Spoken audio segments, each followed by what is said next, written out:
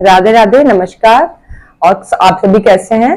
आप सभी अच्छे ही होंगे। तो चलिए आज का टॉपिक हम लोग स्टार्ट करते हैं। तो आज का जो हमारा टॉपिक है, इसमें हम आपसे डिस्कस करेंगे बौद्ध विहारों के बारे में।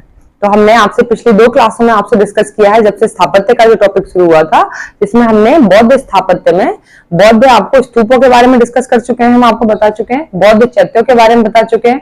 आज हम आपको क्या बताएंगे? बौद्ध विहारों के बारे में। तो देखिए, विहार क्या होते हैं? जो विहार होते हैं ये बौद्ध भिक्षुओं के निवास हेतु स्थान होते हैं, जहां पर मतलब बौद्ध भिक्षु रहते हैं। चैत्यों में क्या होता था?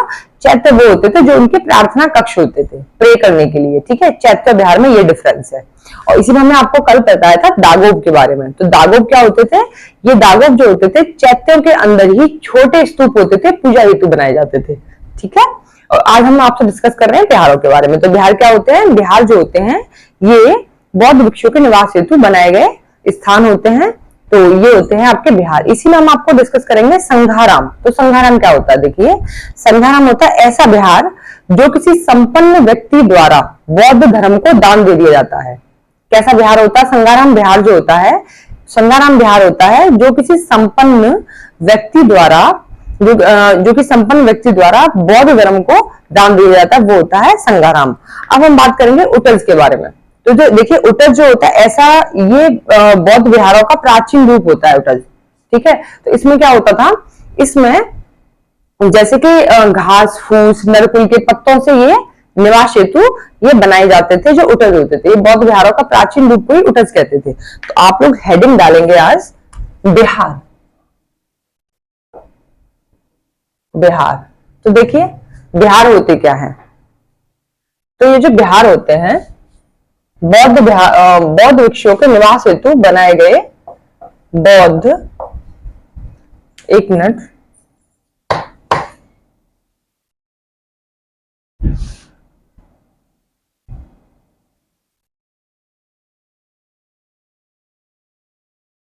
देखिए क्या होते थे बिहार? बौद्ध भिक्षुओं के निवास हेतु बनाए गए आवास को क्या बोलते थे? बौद्ध विहार। लिखिए, बौद्ध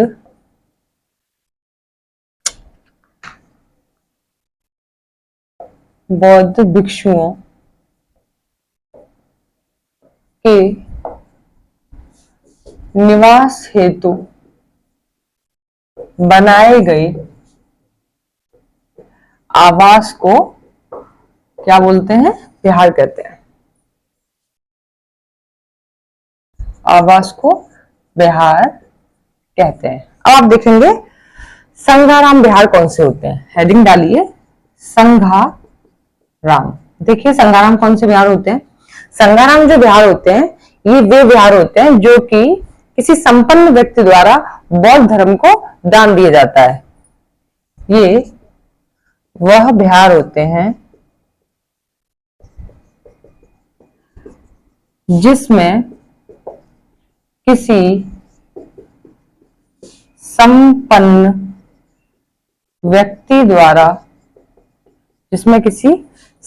व्यक्ति द्वारा बनवाकर बौद्ध धर्म को दान दिया जाता है। वह विहार जिसमें किसी संपन्न व्यक्ति द्वारा ये विहार जो है किसी को बौद्ध धर्मों को दान दिया जाता है, या वह विहार होते हैं जिसमें कि संपन्न व्यक्ति द्वारा विहार बनवाकर बौद्ध धर्म को दान दिया जाता है।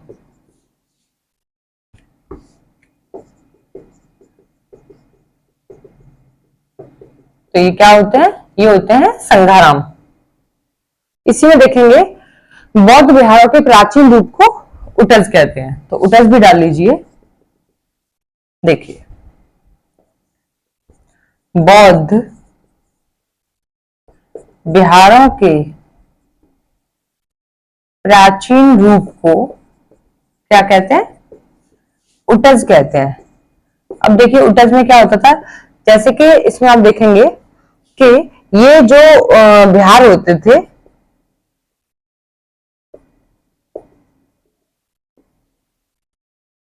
इनमें घास फूस फूल पत्ती नरकुलों से बनाए जाते थे। तो तीनों में डिफरेंस समझ गए आप लोग। बिहार संघाराम या उटज बिहारों में क्या अंतर है देखिए।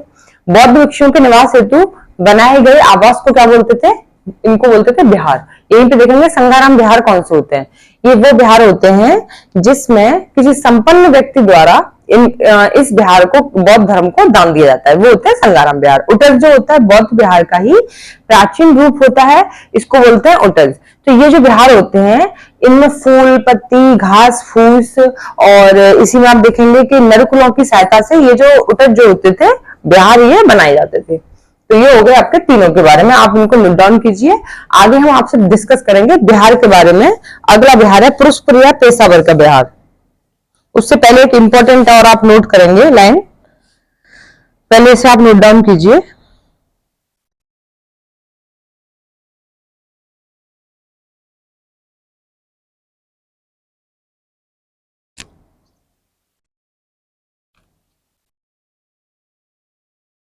देखिए इंपॉर्टेंट एक लाइन है, उसे आप नोट करेंगे। बौद्ध भिक्षुओं के निवास हेतु बनाए गए आवास को क्या बोलते थे, बिहार कहते थे। क्या कहते थे, बिहार कहते थे। तो अधिकतर जो बिहार होते थे ये चैत्यों के समीप ही होते थे, इसे आप नोट करेंगे, ये बहुत इंपॉर्टेंट है।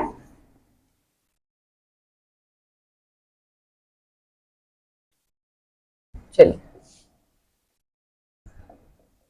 बौद्ध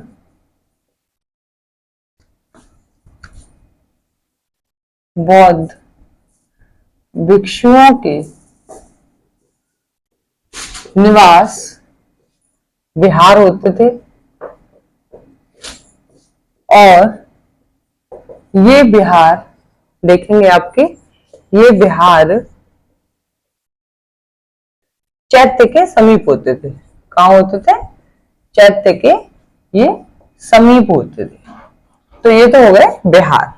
अगली जो आप हेडिंग डालेंगे उसको डालेंगे पुरुषपुर या पेशावर बिहार। क्या डालेंगे, पुरुषपुर या पेशावर बिहार।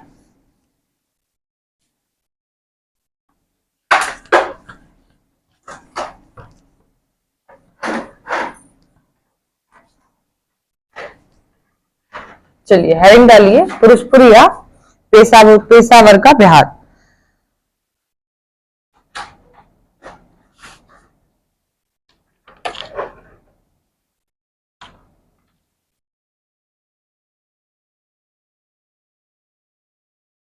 चलिए पुरुषपुर या पेशावर का बिहार। देखिए कहां पर स्थित है, ये स्थित है पाकिस्तान के पेशावर जिले में। डालिए पाकिस्तान के पेशावर जिले में है पुरुषपुर या पेशावर बिहार। यहीं पर इसके निर्माणकर्ता की हम बात करें तो कुषाण वंश के शासक कनिष्क इसका निर्माण करता है। निर्माण करता क्या है, कुषाण वंश का शासक कनिष्क। कौन है, कुषाण वंश का शासक कनिष्क।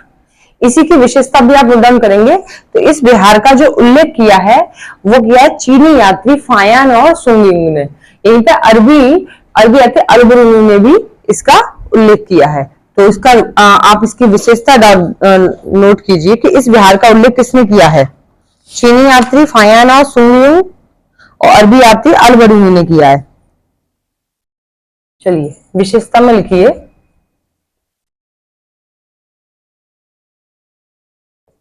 इस बिहार का उल्लेख चीनी यात्री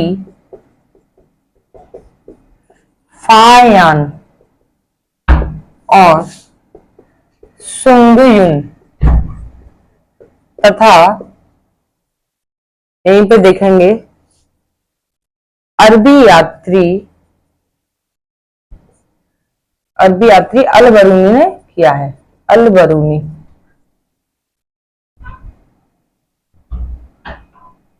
ने किया है। तो ये हो गया इसमें पुरुषपुर या पेशावर बिहार में स्थित कहां पर है? पाकिस्तान के पेशावर जिले में। निर्माण करता है कुषाण वंश का शासक कनिष्क। यहीं पर इसकी अगर बात करेंगे आप, बिहार का उल्लेख चीनी यात्री फायान और सुंग चीनी यात्री हैं तथा अरबी यात्री है अल-बरूनी। इसे आप नोट कीजिए।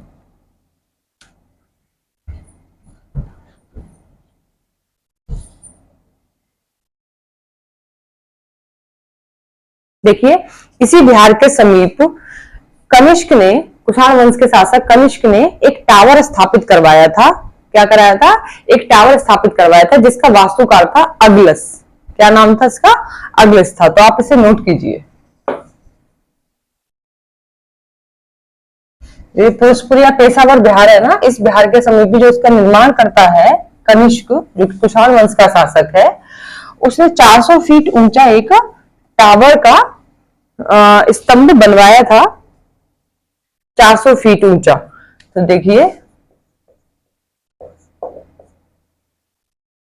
लिखिए इस बिहार के समीप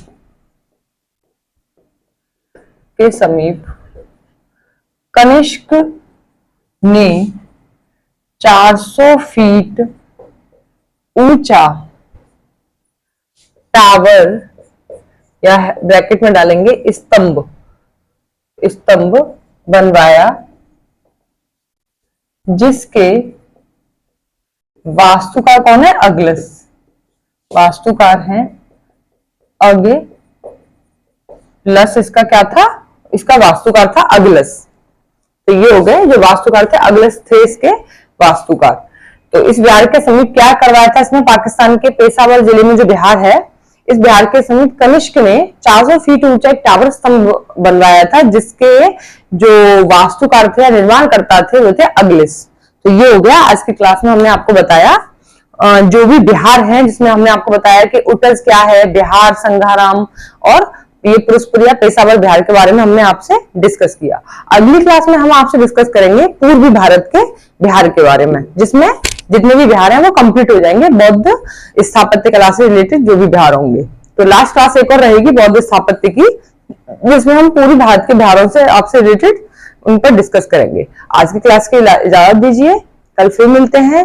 राधे राधे, नमस्कार, जय हिंद।